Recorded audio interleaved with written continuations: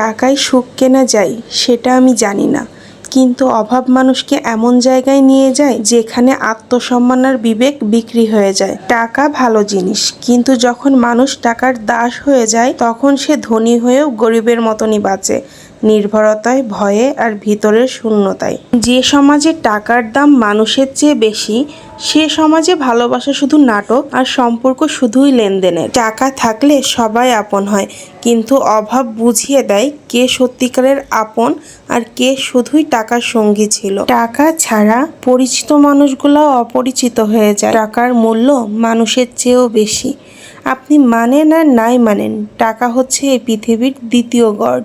এই পৃথিবীতে টাকা না থাকলে যেন স্বপ্ন দেখাটাও একটা অপরাধ। শুনেছি টাকা কখনো সুখ কিনতে পারে না, কিন্তু টাকার অভাবে হাজারটা সুখের দরজা বন্ধ হয়ে যায়। টাকা ছাড়া জীবন অচল পয়সার মতো, সেটা আপনার মা, বাবা, ভাই, বোন সবার কাছে একই রকম। টাকা ছাড়া এই সমাজে আপনি কুকুর বেড়ালেরও সম্মান পাবেন না। আর মানুষ তো অনেক দূরের কথা, মানুষের মতো বেঁচে থাকতে হলে প্রচুর টাকার প্রয়োজন। লাইফে আমার কোনো শিক্ষা হোক বা না হোক, একটা শিক্ষা হয়েছে, সেটা হচ্ছে টাকা ছাড়া আপনার মূল্য এই সমাজে 0%ও নাই। তাই পকেট ভর্তি টাকা আয় করা শুরু করেন, দেখবেন মেয়ে নয়, মেয়ের মারাও আপনাকে ব্ল্যাক চকলেট বলে ডাকবে। একজন মানুষের কষ্ট, পরিশ্রম আর ত্যাগ কেউ দেখে না, কিন্তু তার ব্যাংক ব্যালেন্স, স্টেটাস, গাড়ি বাড়ির মূল্য সবাই বোঝে। টাকা না থাকলে আত্মীয়রাও আপনাকে মূল্যহীন করে দেয়, অথচ কষ্টের সময় কেউ পাশে থাকে না। বাস্তবতা কঠিন, কিন্তু এটাই সত্যি। মানুষ যদি জীবনে সম্মান, সুখ আর স্বাধীনতা চায়, তাহলে টাকা তার সবচেয়ে বড় হাতিয়ার। ভালোবাসা, বন্ধুত্ব, আত্মীয়তা সবাই টাকার সাথে সম্পর্কিত। সমাজ যতই আদর্শের কথা বলুক, টাকা ছাড়া এখানে মানুষের কোনো দামই নেই।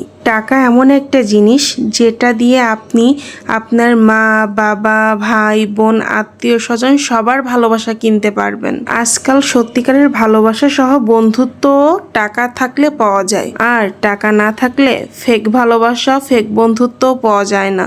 টাকা নেই মানে শুধু ব্যাংকে শূন্যতা নয়, প্রতিদিন হাজারটা না এর সম্মুখীন হওয়া। টাকার অভাবে মানুষের স্বপ্নগুলো ধীরে ধীরে মারা যায়, শুধু বেঁচে থাকে চিন্তা আর হতাশা।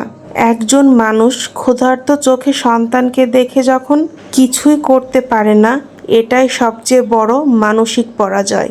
তাই সর্বশেষে একটা কথাই বলা যায়, পৃথিবীতে সবকিছুর জন্য টাকার প্রয়োজন। তাই জীবনে ভালোভাবে বাঁচতে হলে প্রচুর পরিমাণে টাকার প্রয়োজন। টাকাই হচ্ছে পৃথিবীর সবথেকে শক্তিমান জিনিস।